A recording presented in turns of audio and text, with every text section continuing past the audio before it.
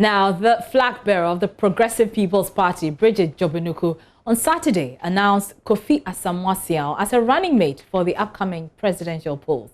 This was done during the launch of the PPP's 2020 manifesto. The flag bearer described her running mate as a party man who is in touch with the grassroots and a good match for the December elections. The PPP has singled out indiscipline and lack of planning as the bane of Ghana's development. The party says until the two issues are fixed, the country will continue to lag behind. The running mate, Kofi Asamoah-Siaw, said this after accepting the offer. That the state is becoming incapable of managing its people in two ways. One, the state has lost control to deal with high levels of indiscipline in aspect of our lives. Corruption is number one. Two, the state has failed to plan ahead to provide the basic social economic infrastructure to support the nation's growth and development. The citizens have gone far ahead and the state is trying to catch up, yet they can't. Why should citizens go far and the state, rather than must lead, is behind? We need to check that. Open your eyes and you see all around us, they have failed. The specter of slum dwellings in the middle of the capital and other major cities with its concurrent high levels of homelessness, the exposure of significant numbers of our people to inhuman and insanitary conditions is a testimony of a dysfunctional system. If you see any market woman selling on the floor, it's a problem. It doesn't have to be that way. That is not a standard of progress and development. What is even more unpardonable is the lack of an agenda to change this situation, to redeem our fellow citizens from such uninhabitable conditions, or reduce the growth in slum dwellings and the number of homeless citizens. You would think that homelessness is a specter which has to change, but I realize that it's not reducing, it's rather increasing. So that is Kofi Asamoah-Siaw. He's a running mate to the PPP flag bearer, Bridget Jobenuku. He joins us in the studio now. Congratulations are in order, Kofi. And I mean, you have risen through the ranks. You've been National Secretary of the party since its formation. You've been Policy Director for the party, and now you are running mate. How do you feel? I'm upbeat. Thank you very much for congratulating me. I'm excited about the challenge. I am up to it. I'm ready for it.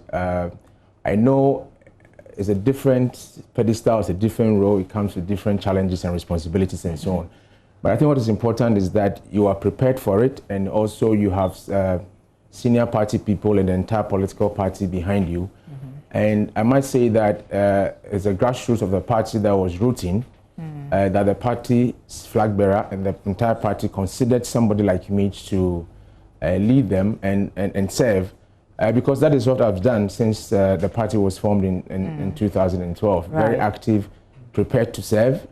I actually love public service, and I don't have any difficulty or challenges at all. So it didn't come as a surprise to you, because you said that some party members were actually rooting for you to be selected. Yes, they were asking me if I was interested and things like that. And myself, I've been looking up to something like that. And like I said, I've always wanted to be in the public space. I didn't know I was going to do direct politics at this stage, but I knew at some point I would do it. So it's the expectations I had and the kinds of steps I had taken in the past to do the things I wanted to do. Maybe it coincided at the top at some point, and some people recognized that I could do something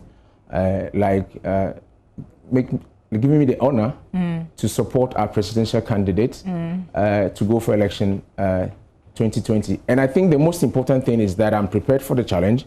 I know where we are. Right. I know what we need to do to get the situation transformed and changed. And therefore, I think I'm ready for the challenge. And I know what vice presidents are supposed to do, and it's going to be very easy for me. We'll come to what vice presidents are supposed to do, but I get the sense that you feel like you ended because you've contributed a lot to the party since its formation. But how do you respond to those who say that the PPP didn't have any option, didn't have much of a choice than to look within and select one of their own? Well, first of all, I don't feel a sense of entitlement at all. I'm just saying that I've been working, right, and people recognized it. And if they knock at your door to say, do you want to, are you interested? We want to put you there if you want. Yes. No, the second part of your question, it's not that we didn't have a choice. There are many other people. If you realize... Did they cast the net wide? Yes. I mean, there are a lot of people. So what we do is that the number of consultations, different people have to nominate who they think can serve the flag bearer when she was out there. Right. And I can say we got like 5 nominees from different parts of the country. A lot of constitutions went on.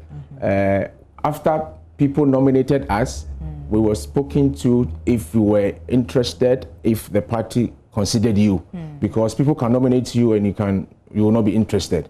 So we're 5, we came down to 2, and when it mattered most, I merged tops. I merged tops. So okay, so you joined the extraordinary league of running mates. Yeah. But tell us, what do you bring to the table? Well, like I said before, I've been observing. I understand governance pretty much well. Okay. I know what is going on. We know the kinds of interventions that need to be made for us to transform and rescue Ghana from the direction that we are going. I've said that I like public service. I want to see customer service introduced into public service. I see the state lagging behind in its provision of fundamental responsibilities. And therefore, and I don't see an attempt by the state to work very fast and catch up. So if you go back to fundamentally the Constitution, there are a lot of what we call defects or things we need to fix. And we haven't seen a certain commitment and fidelity to the Constitution by those who have the power to rule now or to govern. I want to disband. Such as what? Can you cite a few examples? So, for example, I like the president's passion, the energy with which he speaks and all of that. But he doesn't talk like that when it comes to compulsory education. To be able to put people in school as is the expectation of the Constitution. In fact, it's an injunction on any president to put every single child of Ghana into school. Conveniently, President Mahama, President Kufuor, President Rawlings, now President Akufo-Addo, they have pretended or feigned ignorance that that provision is not there. We went to the Supreme Court. The Supreme Court said there is no ambiguity about that provision. Yeah, so you can chant and shout and get all the accolades for free SHS. Free SHS is actually an addition. So if you leave 2 million or 2.5 million children outside school and you make a law to say that without BEC certificate you can't drive, basically by state-owned action, you are making people unemployed. So you're saying they should implement the Constitution to the letter it is by the fidelity to the Constitution. That is the what primary school level. There is no financial commitment to it. The law says go and vote for your president every 4 years. In the Constitution, you didn't see money there, but we do it, don't we? So when the Constitution says take every child to school, compulsory education and available to all, and we don't have the capacity, we don't have the resources, we don't have the space to do it, the state has failed. Its most important natural resource, and that has to change.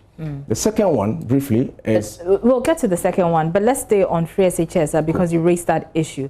And the non-implementation of the Constitution with regards to free schooling, especially from the basic level, compulsory schooling from the basic level. Is it realistic, especially given that, you know, we're spending so much just on senior high school education? Is it realistic to extend it from basic level? Some are even saying creche, from creche right up through to SHS level. Yeah, we are the one asking for compulsory from kindergarten to senior high school.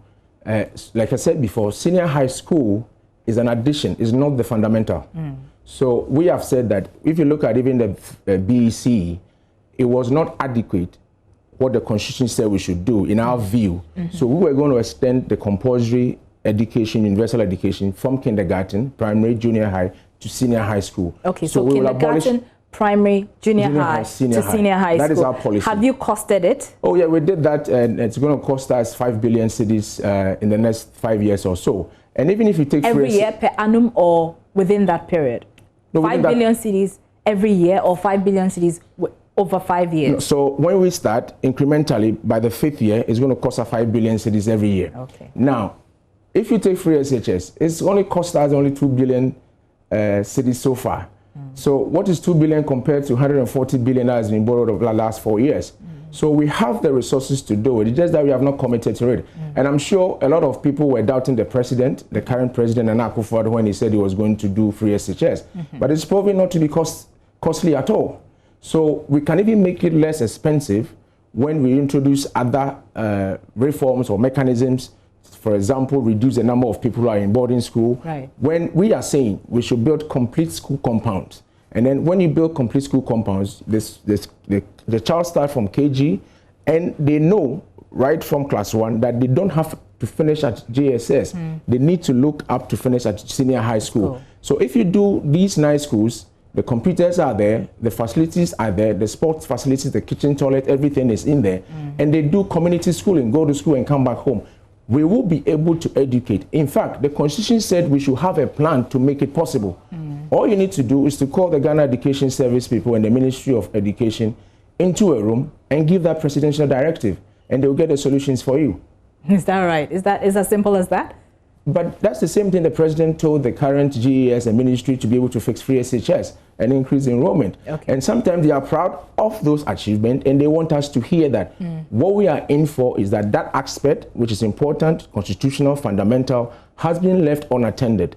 And we need to pay attention to it. All right. We're some 49 days from the elections, and from what we hear, the PPP just recently launched their manifesto. Do you think this is enough? First of all, we'll come to whether people can even assimilate it and appreciate it to be influenced enough to vote for the PPP. But tell us what the manifesto contains. Well, it's a simple write-up, simple in English. So what are some of the promises that you are the fundamental thing we want to take to this election is jobs, jobs, jobs, and the power to the people to get opportunity to elect their own district chief executives. So we are promising ourselves and the people of Ghana that we are the new hope that Ghana needs to look up to. A lot of people were expecting the president to be the last hope in the fight against corruption and so on, and he has failed in that direction. What we are saying in that manifesto is that we are committed to fighting corruption practically. And I'll quickly give you two things, and I'll move on to some other proposal. One is that we are for public declaration of assets regime. We think that if you want to be in the public space, you should be able to do that small sacrifice by telling us what you owe. It's open. We have just passed the Right to Information Act, and we have seen that Parliament has mistakenly put fees there to charge citizens before they give us information. It is wrong. It is not public service. It is not customer service.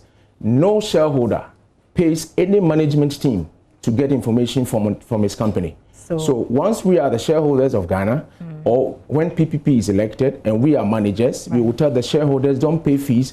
Any information you want in accordance to the Right to Information Act. Essentially, you amend the law. Yes, we amend the law. We can even waive it. We can even pay on behalf of the citizens as and when they apply. So the amendment is one option, and waiving the fee is another option. We come back to election of MMDCs. In fact, the president has done something that is a negative against his democratic credentials. Let me tell you today that we can vote our MMDCs without going for a referendum, for the avoidance of doubt. How? Because the rules that require us to vote our DCs are not entrenched provisions. Article 243 going down are not entrenched provisions. It is the 55(3) which bars political parties from participating. So what the president and MPP people did was that, yes, we want to allow you to vote for your MMDCs, but we want political parties to participate. Now, that is a decision that is entirely left to the people of Ghana, whether we will want parties to engage in it or not. Now, if you felt that somehow Ghanaians wanted to protect that space and you were not going to win the election, you don't deny us the opportunity to decide on it. It is possible Ghanaians could have voted and said, allow parties. It's possible for Ghanaians to say, we don't want parties. Stay where you are in parliament and presidency. Don't come to the district assemblies. But that decision was for us to make and not the president to do. And so that is a constitutional coup d'etat. Was not necessarily through a referendum. Is that what you're saying? No, that's a separate conversation altogether.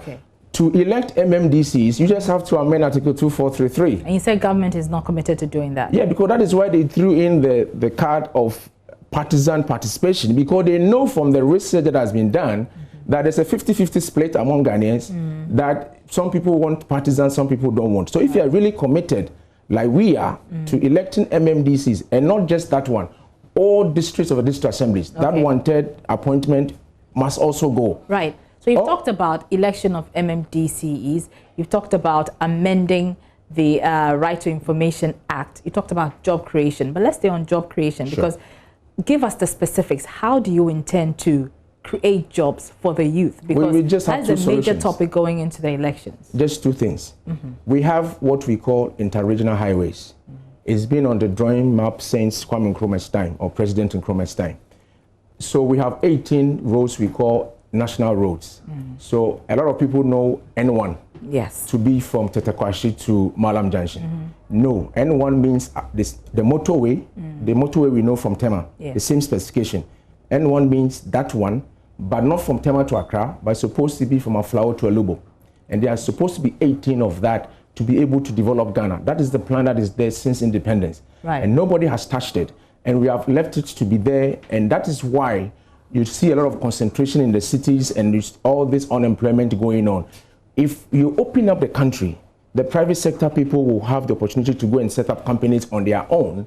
And that is where the job will come from. So I don't understand you. Are you saying that you're going to create jobs through road construction? Road construction is number one. Just imagine us doing motorway type of roads, 18 of them. The second one is Tema to Boko. That is the N2. Recently they call it Eastern Corridor Road. There's a Western Corridor, which is the N12, which is not done. That is Lobo all the way through Goso and all those places. And all these haven't been done. But there might be a reasonable explanation for but put the money there. And funding is a major issue. There's no problem with funding. Look, I'll give you one example. We are discussing the Japan right now. And the reason why we have gone through the Japan route is that we don't see directly what we have used mineral mining resources for. In our proposal, we are saying that we should create what is called heritage projects. So these end roads are heritage projects, the same way we have affinity towards the motorway. So if you give that road construction, if you give that road on construction, right, you give it out as on contract, and you promise a contractor that the mineral proceeds, $200 million every year, will come to your firm to complete that road. In 5 years, that road will be done. And then you have something significant to show that and that means that we will be winners in this election. Because a lot more people are looking for an opportunity to say we are not happy in the system, and they're looking for an opportunity that a party will emerge that will be able to do the interventions that are necessary to transform this country. But I've heard people say that even though they are not going to vote for the NDC or MPP, a vote for a third party such as the PPP will be a wasted vote. Well, wasted vote, these are being communicated by NDC and MPP people. They are communicators because it suits them. So a few people will hear that on radio and think that is what it means. A wasted vote actually is the one that when you give to MPP or NDC, you get nothing out of it. So we will we'll do our best to explain what a wasted vote means. We'll do our best to explain that a vote for the PPP is actually a vote to make a statement, and it's a vote for yourself. I mean, there are parents who wish that their children are able to go to school and they need some kind of state intervention in that area. And the Constitution has promised that mother or father that the person they vote for is supposed to do that. So if that's my expectation and the state has not been able to do that for me after voting MPP and DC, that's a wasted vote, not the one that comes to our way. The one that comes to our way is your vote, and we are just representatives to receive the vote in our direction. All right. Many thanks. Kofi Asamoah-Siaw is the newly outdoored running mate of PPP flag bearer Bridget Jubenuku, and he was just running us through their manifesto promises. We wish you all the best, Kofi. Thank you very much.